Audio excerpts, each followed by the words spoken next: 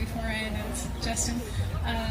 If you want to see any of these videos that were presented today or anything upcoming on the schedule, you can go to our YouTube channel, aPlantBasedDiet.org, and you can see all of these speeches, and you'll also see videos of Mike and I traveling all around the world and where we like to eat when we're on the go. If you want to hear of a restaurant review, or if you have a restaurant and you'd like us to stop by and review it, we'll be happy to make a video for you.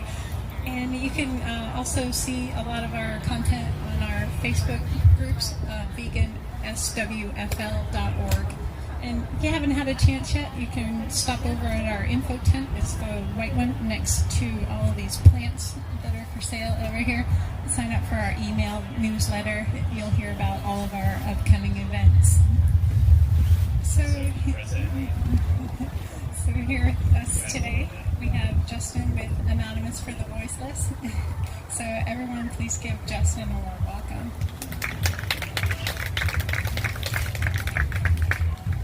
So who here has heard a lot of facts today? So I want you to forget all of those facts, because we're not going to learn any facts, okay? So we're going to be learning only about fiction right now.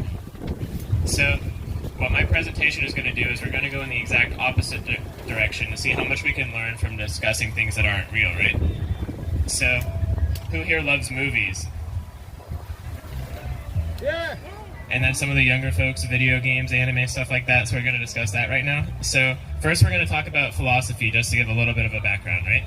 So on the left, you have a person eating meat, which I'm sure you've all seen before, right? But have you ever seen a video of a little kid finding out about meat for the first time and how it's from one of the animals that they thought that they were supposed to love? Like a little kid finds out about eating meat and then they get really upset about it? One person at least, but just take my word for it. They're on YouTube everywhere. So it makes a lot of sense that the adult would think, oh, what can I learn from a little kid? They don't have any kind of experience, they don't have any kind of critical thinking like an adult does, therefore I shouldn't listen to them at all. But there are advantages to being a little kid, and that's that they act with a blank slate, so they aren't the victim of conditioning that a lot of us have in our current society. So what if I told you that we could gain the benefit of being a kid and also being an adult? So we can kind of do this by looking at works of fiction, and we can kind of judge other worlds. We can't just judge our own, because we're conditioned to view our world in a certain way. So there's a concept in philosophy called utilitarianism, and what that is it's the belief that the greatest moral good that a person can do is by contributing to the pleasure of whatever creatures can experience pleasure as much as possible, and then decreasing suffering for every creature that can potentially decrease their suffering. So an example of this would be if an alien came to Earth and all it wanted to do was be the coolest alien ever and just be the nicest alien you've ever seen in your entire life. And it said, all I really want is I don't care how this affects me or anyone else, or I don't care how this affects me, but I just want everyone to be happy, right? So we can kind of be that alien in a way. So the first example I'm going to give is Stephen King's It. So on the left, if you've ever seen the movie, you view the kids as the heroes of the story, and then you view it as a villain. But what if I told you it was a little bit more complex than that, right? So think of what you see here, and what words come to mind. So you might see victim, perpetrator, oppressor, stuff like that. But did you see free range? All of the victims at the clown hunts are free range. And it can seem to just go on forever. So as you can imagine, these are all the excuses that we usually get when we tell people that maybe they should try to eat a vegan diet or change their lifestyle to benefit animals. And it seems like it could just go on forever, right? So if it was to have his own company that sold meat, then he might say, look at all these great things and look how great my essentially food is being treated. But yet none of these really matter when we're the victim, because we realize how ridiculous it is. So we're very biased, but we don't realize it until we see ourselves as the victim. So believe it or not, I'm not the first crazy person to witness this and decide that this was an actual theme, and it actually discusses it by itself. So there's a compassionate character named Mike Hanlon that exists in Stephen King's It. And his story is that he has a grandfather, and his grandfather is a sheep farmer. And what he does is he kills and then he eats the sheep. So in the theater I was in, there was a scene in which Mike Hanlon is tasked with killing a sheep by putting a bolt gun to its head. And the entire theater gasped, as though they have no idea how their meat gets to their table. Because they could not fathom the idea that in a movie, a horror movie, someone would kill an animal. But in real life, that's the norm. So why is it that it's so disgusting whenever we see this kind of thing, but yet it's so mundane as well? So this is what I like to call the mundane horror story, the horror story that exists in everyday life, where humans are the villains and animals are the victims or the heroes in a way. So the children of dairy are to it as the livestock of dairy is to the children of dairy. And the movie makes this comparison directly. So none of these excuses mean anything to us when we're the victim. And we've already created the most horrifying horror movie ever created, but we just don't notice because we're the monster. So anyway, let's talk about My Little Pony for a little bit. So they're not necessarily vegans in My Little Pony, but all of them are at least vegetarian at the very least. So they do consume milk, but at the same time, the cows also talk in My Little Pony, so maybe they just sell it to them. I don't really know. But the actual important part of My Little Pony is called the element of kindness. So when you think of a parent watching My Little Pony with their little girl or boy or whatever, you think, well, of course, the nice pony, the one that's nice to animals, would get the element of kindness. That's the superpower that would be bestowed onto it. So a parent would never ask, wait, that doesn't make any sense. Why would the nice pony, the one that's nice to animals, get the element of kindness? So that seems like a ridiculous concept to us, that it would be anything other than the animal that's super nice to everyone, including animals. But yet, if we think about it, right? So a person who saves an animal we consider to be a hero, right? And a person that tortures an animal we consider to be a horrible person. So if you just imagine that there's a squirrel right in front of us and someone's stepping on the squirrel or keeping the squirrel in a cage for 3 years or more, then we would say that's an absolutely horrible person. But yet, we do these kinds of things routinely to the animals that exist in our lives in the forms of cows and chickens and pigs, and yet nobody bats an eye. So as long as our victimization of animals has nothing to do with the human horror story, then we're able to view it objectively, because we've been taught that animals should be respected. But whenever it has to do with the human horror story, which I'm just going to shorthand as factory farming, then all of a sudden we don't view it as evil anymore. It's just considered part of everyday life. But just because something's common or normal doesn't mean that it's a good thing to do, as I'm sure you can all agree with. So on the left, we see Sweetfeather Animal Sanctuary. So she actually has her own animal sanctuary. And on the right, she's screaming at people for suggesting that the animals be kept in cages. So these are lessons that we teach our children, and yet a lot of adults don't even understand these lessons. They contradict the lessons that they teach themselves growing up. So anyway, enough horse people. We're going to talk about BoJack Horseman. So anthropomorphic animals and humans in the same society. So as I'm sure you've all seen an anthropomorphic animal in a cartoon before, and just for anyone who's not really sure what that is, an anthropomorphic animal is a half human, half animal that usually exists in cartoons. And we also see a lot of humans in cartoons as well, but do we really ever see them at the same time? So BoJack Horseman is a 90s washed-up sitcom star, and it's considered a very dark comedy, and it explores some of the subjects that exist in real life. So Zootopia was a movie that came out, and they live in a vegan society, so credit to them, and they discuss the concept of animals eating each other. But on the right, we have Mickey Mouse and the gang, and if you look at Pluto's face, you can see that it looks almost identical to Goofy's, and yet they consider Goofy and Pluto to be completely different. So they're just a regular dog amongst a bunch of anthropomorphic animals, but it's never addressed. So the real subject that I want to discuss that exists in BoJack Horseman is a specific episode called Chickens, where they discuss humane livestock farming versus factory farming. So on the left, we see chickens being raised by chickens that are playing foosball. So the foosball chickens in the back, it's considered a gag in the show because why would chickens want to play foosball? And yet this is the selling point of his company. He says, our chickens are better than anyone else's because we know what chickens want and we provide them with the natural things that they would want in their environment, foosball. So everyone would ask and think, oh wow, that's so funny. But yet at the same time, this ridiculous story we actually believe in real life. So when you see humane chickens and how they're humanely raised and things like that, they say, oh, this animal is allowed to be as happy as possible. This chicken is living its best life.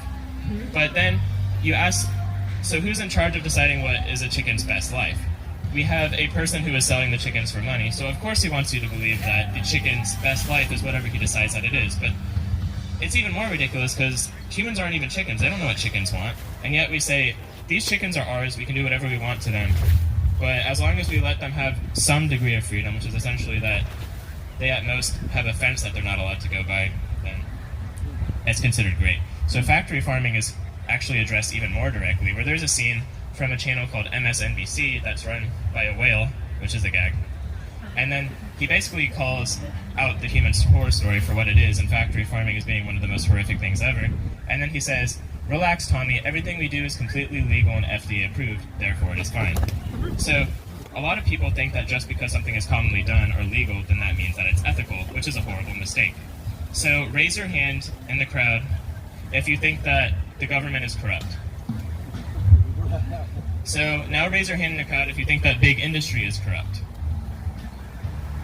So now raise your hand in the crowd if you think that there's members of big industry and big government that have a revolving door where they get hired at each other's positions. You see, everyone knows that, and yet at the same time, we trust these people that are trying to sell us a product where we can't see behind closed doors, kept behind concrete walls, to treat animals like we think that we want them to be treated. And when you think about it rationally, there's no reason why we should trust these people at all. And there's so much undercover footage that you can find over and over and over any slaughterhouse you want, or any kind of factory farm, or even humanely raised farm. They just raise their animals in horrific conditions, because when you know people in real life, half of them don't even treat their pets right. So do you really expect these people that have no emotional attachment to these animals to be treating their animals completely great? Which is a lie that makes us feel very gullible when we start to realize that it is a little bit silly when we believe this lie. So there's a couple thought experiments that come from BoJack Horseman, right? So if there was an animal that you knew in your life, it was your favorite cat or dog, and then it was just in miserable pain, and it was sick, and it was never going to get better, and it was in its best interest to euthanize it, do you think that it would be appropriate to euthanize that animal if you believed it would relieve its suffering? Raise your hand, be honest. I actually think so too. So now imagine you have a pet, right? And it's the happiest pet you've ever had. And you said, well, now that I had this pet that I've raised for a couple years, I've raised it so well, now I think I should be able to kill it and eat it. A lot of people would say, that's the point of humane farming, you know what I mean? So what we are essentially saying is that if an animal is too sad, we should kill it, and if an animal is too happy, we should also kill it, which doesn't really make a lot of sense if you think about it. So now if you imagine the animal context that I kind of discussed earlier, where if you raise a chicken or a dog or anything for a couple years, and then you say, oh, I can kill it and eat it to reward myself, that would make a lot of sense to people. And it would make even less sense in the human context, where you say, oh, well, I raised my child to about 7 years old. I've treated it very well, so now I'm going to reward myself by killing and eating my son. Most people would say, that's disgusting, right? But yet, we've been conditioned to kind of think of all these things as normal and not really question them, right? So this also references directly the human horror story that I'll be referencing throughout the presentation. So this is a mouse trap, right? And what goes into mouse traps? Mice, right? But what if it wasn't a mouse? It was actually a Pikachu. But what if it gets worse? So on the left, we see a macerator in a factory farm. And what goes into macerators on factory farms? Male chicks. Yeah, male chicks, right? But what if it wasn't a male chick? It was actually just a Torchic, another Pokemon. So when we think about Pokemon, we think, oh, these people have so much respect for their Pokemon. They live in this like utopia world where people love their Pokemon and Pokemon love their people and yada yada. And we think that if we were to ever be in the world of Pokemon, which is essentially the point of the video game is to enter that world, we would think that we would treat them with so much respect.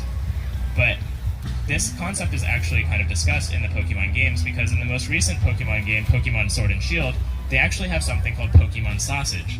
So this is disgusting to a lot of people, and whenever it comes up in Nintendo, the people who make Pokemon brings it up, people are always like, wait, so what Pokemon are they? Why would you make Pokemon into sausage? It just doesn't make any sense. And yet we have the same beliefs towards the animals that we exist in real life, and Pokemon are considered essentially the real world, or the fictional world counterpart of real life animals, and yet we treat our animals like garbage. So the concept of humans eating animals has actually been brought up in one of the first Pokemon games too, where there's an evil organization that's a gang called Team Rocket, which I'm sure you've probably seen, you're a little kid watching Pokemon and you've probably seen this group before. But what they do is they slice off the Slowpoke's tail that you see on the right, and then they eat it or they sell it on the black market. And this is grossly illegal in the Pokemon world. And yet, they're considered the villains. So, in one of the later games, called Black and White, it's ironically the closest that Pokemon has ever gotten to a moral gray area, because essentially PETA exists in a Pokemon game. So they have liberation rallies, they have liberation speeches saying that Pokemon should no longer belong to humans because they want to be free. And they even have Musharna right there to go into people's brains and then give thoughts of Pokemon liberation, which personally I wish I could do as an animal rights activist.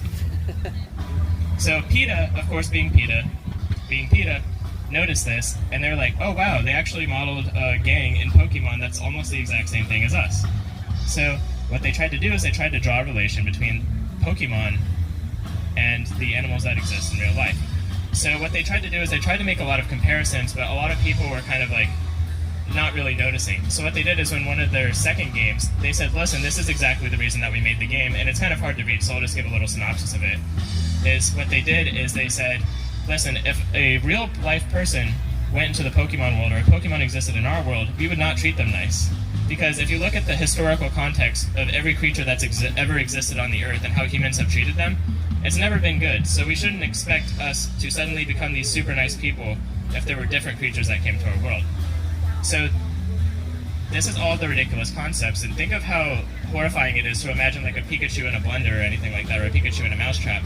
And yet it's somehow more mundane and less disgusting to us to have a real live animal in one of these situations, right? So this subject is discussed a little bit too, where in science fiction, there's a horrible habit that I feel like science fiction artists kind of fall into, where they always assume without addressing it that if humans met another species, like another alien species or anything like that, we would have so much respect and we would be best friends with them. But if you know the humans in real life, they can't even get over the fact that there are humans that are a different color than them. So there's, on the right, the context that this quote comes from is that there's an alien species that haven't reached their point in philosophy yet, where they no longer enslave animals for food.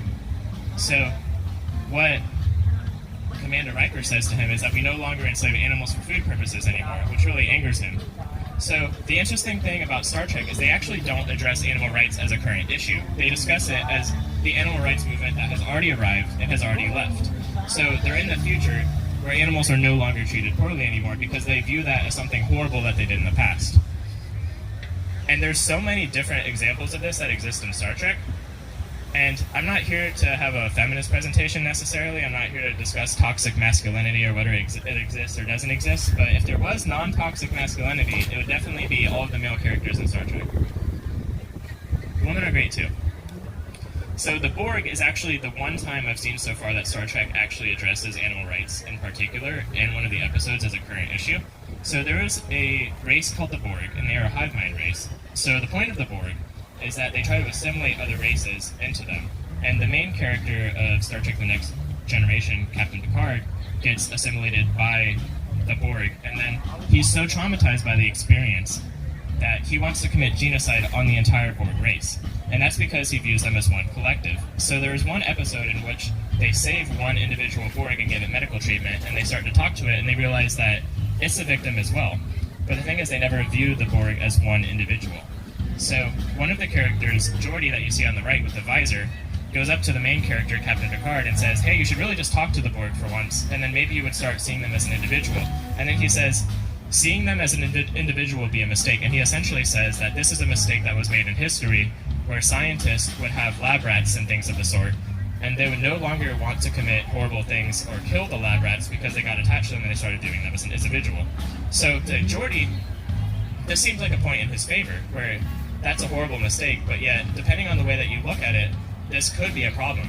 So what happens is Captain Picard actually meets the Borg, and then he calls off the genocide, because he realizes that we essentially view animals the same way that they're viewing the Borg, where we view one animal and one animal being tortured as a tragedy, and yet when there's 56 billion animals, according to the United Nations, that are killed every single year, and that doesn't even include sea animals, we stop viewing them as individuals anymore, they just become a statistic. So, there's just so many good... If you've never watched Star Trek before, I would definitely recommend it, it's great. So, we all know Spock, right? So, V for vegan, that's not actually what it stands for, but... So, we've heard the concept of WWJD, right? What would Jesus do? But for the context of this presentation, let's discuss what would Spock do, right? So the Vulcans, for context, are a species that have reached a point in their philosophy where they adopt utilitarianism, which I discussed at the beginning, where the needs of the many outweigh the needs of the few, right? So they consider themselves to be supremely logical, and they try to be as logical as possible in every decision that they make. So if Spock were to be that alien that I discussed at the beginning of the presentation that came to Earth and just wanted everything to be best for us, and it looked at us and it said, what are Earthlings doing wrong currently? And then it would ask, is it logical to cause great harm to trillions of sentient creatures every single year just to provide ourselves with a little bit of taste pleasure that we could possibly get from plant-based sources, right? And then in the obtaining of those little bits of taste pleasure, we'd also be destroying the home that we live on. And we'd also be ignoring all of the academic sources, like for example the United Nations and so on, just because we want that little bit of taste pleasure. So we're ignoring that we're destroying the world, we're ignoring all the scientific authorities on the subject, just because we want that little bit of taste pleasure at the cost of everything else. So there's one series that's compared to Star Trek a lot, Star Fox. So I'm actually joking about this point, so I'm just going to skip through it, but they're definitely not vegan, which is a very missed opportunity because it's like the best of BoJack Horseman because they're anthropomorphic animals, and then they also travel through space, and yet they do nothing with it. However, there is something to be said where one of the best friends of the fox is actually a hare, so that's something. So in The Last Jedi, we get to see the common PETA advertisement that you see where it's the porgs we eat and the porgs we love, right? Like, where do we draw the line, right? So on the left, we get to see Chewbacca seeing a porg as an individual, but we've already discussed that subject before. So we're going to move on to something a little bit more crazy, right? So imagine that Chewbacca and the porg actually do have something in common, and that's that they have a bunch of human friends. So what if Chewbacca used the same excuse that it wanted to on the porg, and what it did is it says, you know what, you're a different species than me, I don't really respect your intelligence, I don't believe that you're as smart as me, I don't believe you're the same as me, therefore I can kill you and eat you, right? But what if Chewbacca's friends all believe that same thing, right? Like what if Han Solo said, you know what, Chewbacca, you've been a little bit annoying recently, you're not the same species as me, so I can just kill you, right? And yet this is the same thing that a lot of people use when they want to kill animals. So they say the reason that we can kill animals is because we're the superior species, they're not as smart as us, they're a different species than us, humans are the best, humans rule, yada yada, right? So Canto Bight is a fictional city that exists in Star Wars, and this is an example of two different characters in Star Wars viewing the exact same thing in completely different ways. So Rose is the girl over there, and then she's friends with Finn, and when Finn looks at the city, he says, this city is absolutely luxurious and beautiful. So then when Rose looks at it, she says, this city is essentially disgusting, and the reason why is because it's built on the back of animals that are enslaved, and then also slave children as well. So on the left, we see something absolutely disgusting, which is a human drinking milk. And that seems kind of funny, like, oh, there's a human drinking this disgusting creature's milk. And yet, at the same time, imagine if we were drinking dog milk or pig milk or anything like that. Or imagine if there was a human adult that was still drinking his mother's breast milk. And yet, I don't even think that's any weirder than drinking cow's milk, right? But we've been conditioned to think in a certain way that drinking cow's milk is normal. And Daisy Ridley is the actress that plays Rey in Star Wars, who's right there on the right. And she's actually a vegan in real life. So, in Solo, a Star Wars story, there's actually one theme that exists in science fiction a lot that I also want to make fun of, which is the idea that an AI was able to become so intelligent that it was able to obtain sentience, right? So imagine if there was a robot, and it worked for humans, and then it was able to obtain sentience, so it could think, and it could feel pain and suffering, and it had its own interests and desires. So as a little thought experiment, do you think that we should take that suffering into consideration, even if it was a robot, if it was able to obtain the same feelings that we had? What do you all think? Yeah? So what if I told you that there was an organic organism, so something made out of flesh and blood, that was able to obtain sentience, right? And what if it could feel pain and suffering just like we did? And what if I told you that that science fiction subject actually exists in real life? It's not even science fiction. It's just called other species on Earth. But the thing is, when we think of something like an artificial intelligent life form becoming sentient, then all the science fiction nerds are like, oh yeah, of course we should grant that thing right. We should say, oh yeah, this should be treated well, this should be given exactly what it wants, and we should treat it with respect. And yet, because they're so biased and conditioned, like I discussed earlier, they aren't even able to realize the infinite, almost number of species that exist on Earth that we don't even give rights to. And we treat like absolute garbage, and yet we're ready to give rights to something that doesn't even exist yet, just because we don't think rationally about these things.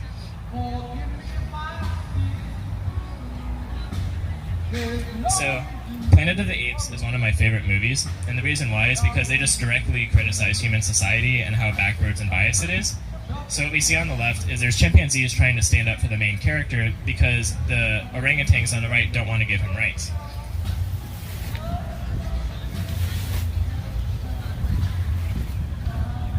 I think it turned off.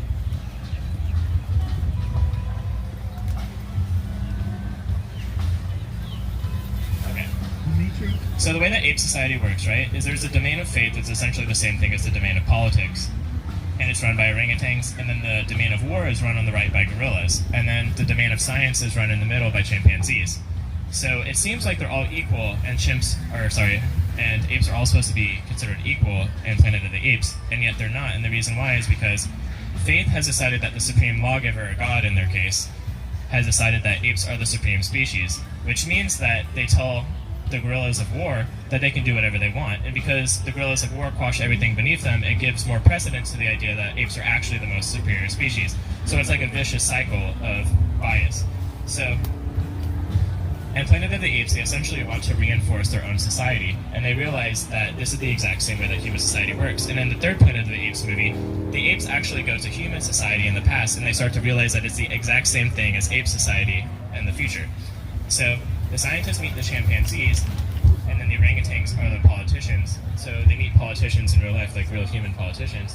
And there's an interesting part in the story where they say that for all of the horrible things that apes have done to humans in their world, when they start to learn about them, the chimpanzees should be executed because they were so horrible. But because humans are thought of as animals in the ape universe, the humans decide that they're actually hypocrites, and they say, well, we can't really kill them for that, considering that apes are to humans what humans are to apes and other animals in our society. So if we were to kill them, then we would just be hypocrites. So they end up not actually being executed. But once they start to view apes as a threat to their society, they just end up killing the chimpanzees anyway. So it's a story that ends with the heroes being killed, essentially. So one interesting thing is that ape society always views itself as higher than human society in the past because they exist in the future. So one of the interesting things about this is that the reason that apes actually hate humans is because they consider them to be evil, because they're the ones that destroyed the environment, they're the ones that destroyed all of the other species. But the reason that we choose to victimize animals is actually much more subjective. We essentially do it just because we want to. And it's not even anything that the animals did wrong, they're completely innocent, but we just choose to because we can. So imagine anything in the world, like for example, like a video game console or like an animal, and it decided that the thing that it was best at was the reason that it could justify killing everything else. So if you ignore all these other things, if Xbox 360 ruled the world, they would say that the best processing power was the reason that they should be able to dominate everything, right? So Madoka Magica is actually a very similar story to Stephen King's It.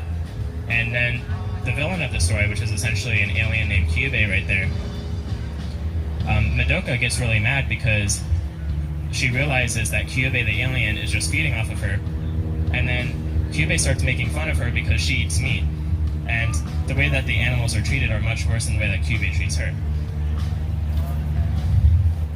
So Lisa the Vegetarian is an episode of The Simpsons you can just look up on YouTube. It has lots of animal rights themes. And then South Park's episode Let Them Eat Goo is actually very recent, and it discusses a lot of animal rights themes. It discusses environmental themes surrounding veganism, things like that.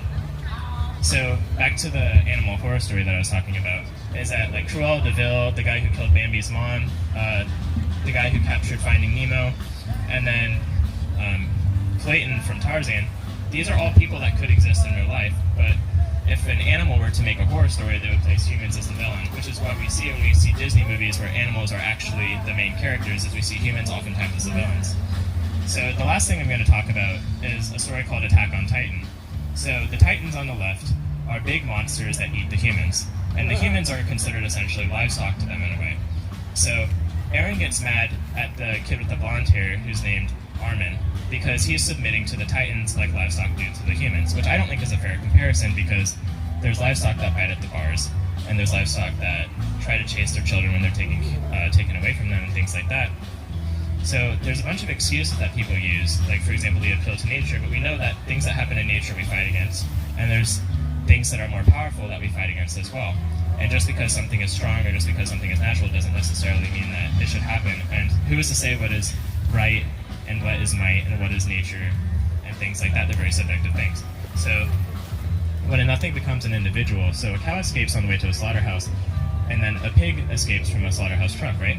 And before this, we never considered animals to be anything. But even people who eat meat and eat dairy and eat eggs will see something like this, and they would think of the animal as a hero because it escaped their oppressor and escaped fate, even though they are essentially the villains. So what I'm trying to say here is that people actually don't care about any stories unless there's a hero and a villain, and then the hero wins in some capacity, right? So imagine if you went to Barnes & Noble and you picked up a comic book, and it was 3 pages, and the villain is just stomping on the hero, and then the comic book ends, right? You would put that in the book, and you would say, that was a horrible story, right? Nobody wants to listen to that, and that's why they don't exist in fiction. So nobody wants to hear about a hero that fights back but doesn't win, and nobody wants to say that that story matters or it doesn't, but in my opinion, those stories actually matter the most because it teaches us that something went wrong. So, one of the themes of this presentation that I didn't tell you about at the beginning is that stories don't only exist in fiction, they actually exist in real life. And every sentient creature like you or a chicken or a pig has its own story and it has its own experience. So, when we see all these stories end with a sad ending, I feel like that means that something went wrong and there's something that we can do about it. So I think that organizations that go in and rescue animals are actually very important, because if people only want to listen to stories that have a happy ending, I believe we should give it to them as much as possible. Thank you. And these are a bunch of vegan and vegetarian characters that exist in fiction as well. Thank you.